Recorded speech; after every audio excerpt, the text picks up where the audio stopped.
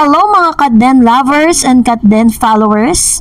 Catherine Bernardo, totoo nga bang magpapalit na ng kanyang apelido dahil sa mga nagkalat na mga videos and photos? But before that, if you haven't subscribed yet to my YouTube channel, please don't forget to like, share, and subscribe at hit mo na rin ang notification bell for more showbiz updates. Bago tayo magsimula sa ating updates, of course, nais kong pasalamatan kayo for always keep watching and trusting this channel. Thank you so much sa inyong panonood. At ngayong araw nga, matapos mag-trending at usap-usapan, kala nyo po parang holiday ngayong araw dahil po halos lahat ng tao ay super excited to watch ito pong Hello Love Again, yung pinakaantay natin na 5 years in the making na movie na kagabi pa lang ay nagsimula na pong mapanood ng ilan. Kaso nga lang, meron pong medyo konting problema kasi yung mga nakapanood, parang ini-spoil po nila yung mga hindi pa, naglalabas sila ng mga photos na napanood doon. If ever na makita nyo po yan sa social media,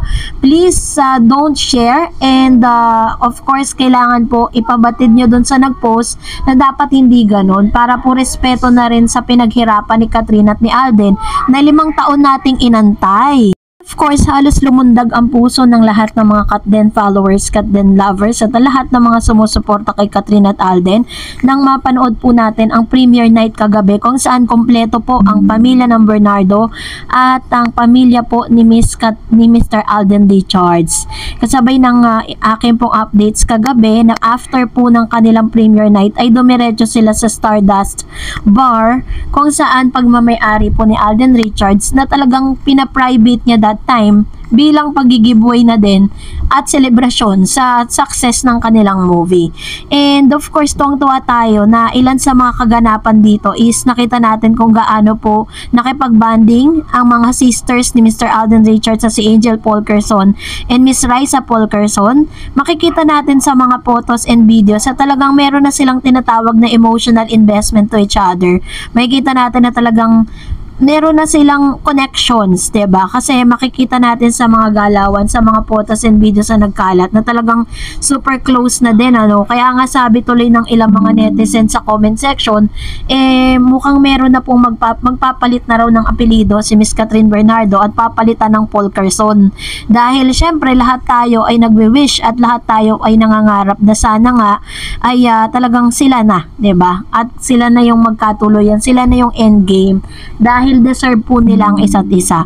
Of course, pinasaya din tayo ng isang photos na ito na kalat po sa X, ano, na magkakasama nga itong magbalae na si Daddy Polkerson tsaka po si Mr. Bernardo or Daddy Bernardo na tatay naman ni Miss Catherine Bernardo. Si Mami Min, dumating po siya pero medyo late na siya dumating, di siya nakahabol sa red carpet. Pero dumating pa rin para po talagang pagbibigay suporta para sa kanyang anak na si Miss Catherine. And of course, syempre, tuwan-tuwa din yung puso natin na makita na talaga makikita mo sa banaag sa mga mukha nila that they are really happy, they are really peaceful, and ngayon pa lang, sabi nga po nila sa isang guesting nila ngayong araw sa It's Showtime, ay talagang sobrang nagpapasalamat po sila sa sobrang at init na pagsuporta ng lahat ng mga kababayan natin.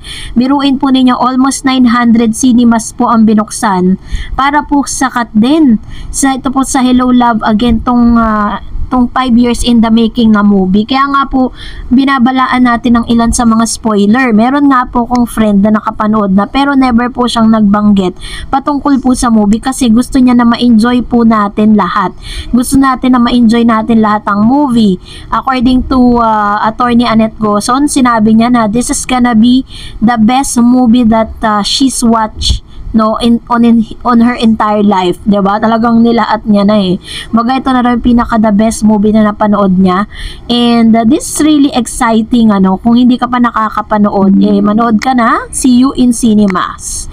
And for that, narito naman ang ilan sa mga komento at reaction po ninyo patungkol naman sa ating latest updates. Magbabasa tayo at magre-react tayo sa mga komento ninyo. Unahin natin ang komento mula kay Miss Lourdes. Bakit kaya wala yung ibang friends ni Kat sa premiere night? Grabe naman sila, di supportive kay Kat. Buti na lang andyan si Julia Montes waiting your movie here in Las Vegas.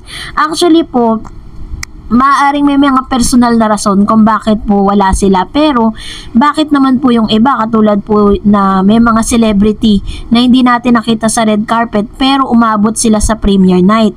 May mga ganun maaaring nandun yung mga kaibigan nila, hindi nga lang sila visible. Tulad po si Miss Angel Locsin, nandun pala siya pero ayaw niya magpa-interview, ayaw niya pong makunan na mga videos. Sabi ni Miss Rose, wow, salamat Miss Star Eds kasi lagi update kasi dito kami sa Kuwait para wala dito ipapalabas na HLA. Box office hit ito. Congrats HLA team. Ayan. Ang sad naman kung wala naman sa Kuwait.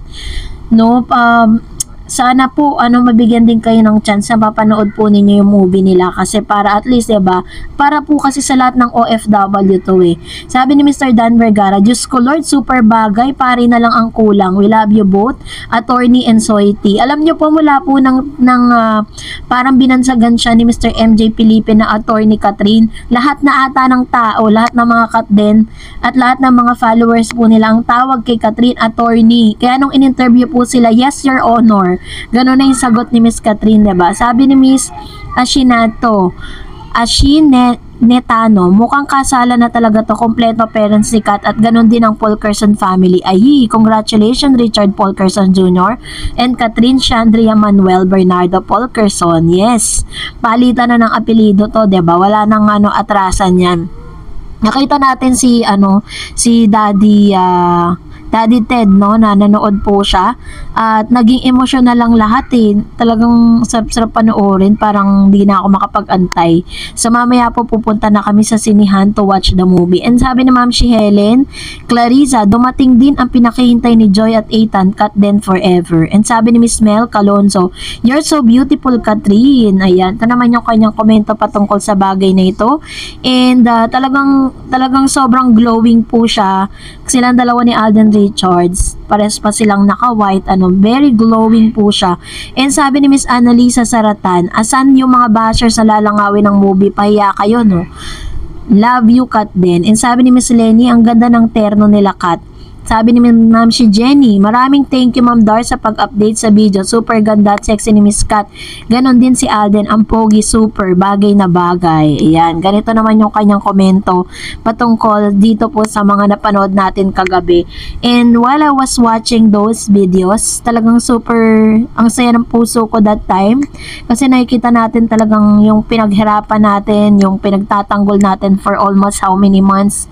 Yung pinopromote natin for almost how many months, ito na po yung success, dahil part po kayo ng success ng movie na ito. Kasi for without all of you guys who support Kat din, di rin naman magiging box office yan kung hindi nyo susuportahan. Kung hindi, kahit na gaano kagaling ang isang artista, kung walang mga supporters, walang katulad po ninyo mga Kat din, Aldenatics, mga Catherine lovers, 'di ba? Hindi rin naman magiging successful 'yan. Kaya naman thank you so much to all of you.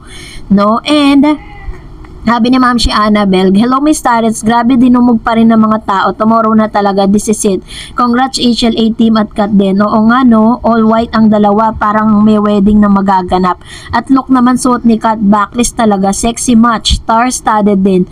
Julia and Coco Martin all support talaga din. Very happy at very successful ang premiere night. At balita ko, mag-celebrate sila sa Stardust sa bar ni Alden. Both families are there. Can't wait for tomorrow showing. Salamat Miss Tarets sa updates. Good night and have a nice evening. Ayan. See you in cinemas po. Ako po, I'll be watching the movie dito sa malapit sa amin sa SM San Lazaro.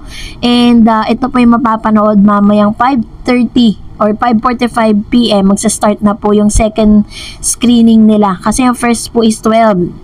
Nasa school pa ang mga kids. So, kailangan nating mag-antay hanggang 5. So, doon tayo ng 5 PM. And we will watch Hello Love again para po at least, diba, masaksihan natin yung napakagandang movie. Yan po yung review ng ilan. And another, sabi po ni Mr. Christian, ito na hinihintay nating lahat. The phenomenal box office film of all time, Hello Love, Goodbye. The sequel which is Hello Love Again. Siguradong tatabo sa takilya to. I claim na natin worth of More than 1 billion pesos ang kikitain ng pelikulang ito. Nakaka-proud maging isang Pinoy na merong isang pelikulang katulad nito na ang daming humahanga at sumusuporta. Thanks Ma'am Darren sa update. Sakat din and God bless po. Ayan. So alam niyo po kung ano yung pinakaantay ko. Aside po dun sa pagdideclare that they are the blockbuster, na US blockbuster film of all time, inaantay ko din po yung kung magkano yung kinita, 'di ba? Magkano yung kikitain, at the same time yung magiging effect, 'di ba? Kasi parang super close na talaga silang dalawa ni Miss Catherine, halos ayaw na nilang maghiwalay, 'di ba? Parang araw-araw talaga silang magkasama.